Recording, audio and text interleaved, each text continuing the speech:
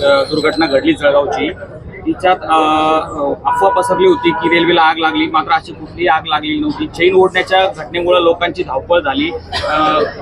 काहीतरी याच्यात म्हणजे काही वेगळं झालेलं असं वाटतंय का आपल्याला? चौकशी झाली? मला अजिबात म्हणजे मला काही कल्पना नाहीये, पण मला असं अजिबात असं काही वाटत नाही वेगळं काय झालं.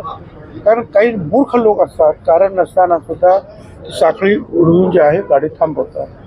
मला वाटतं कोणीतरी ती साखळी उडलेली आहे, गाडी थांबलेली आहे आणि अचानक कोणीतरी अफवा उठवली की ट्रेनमध्ये आग लागली.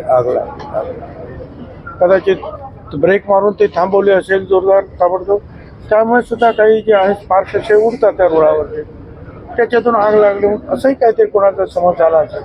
परंतु दुर्दैवाने जे आहे लोकांनी दोन्ही बाजूंनी उड्या मारल्या.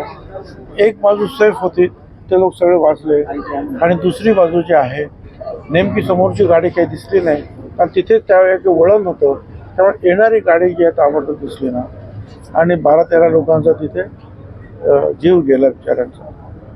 तर आता अजूनही या देशामध्ये अशा प्रकारच्या अफवा आल्यानंतर एवढ्या ताबडतोब घाबरून उड्या मारणं हे प्रकार हे खरं म्हणजे दुर्दैवी आहे.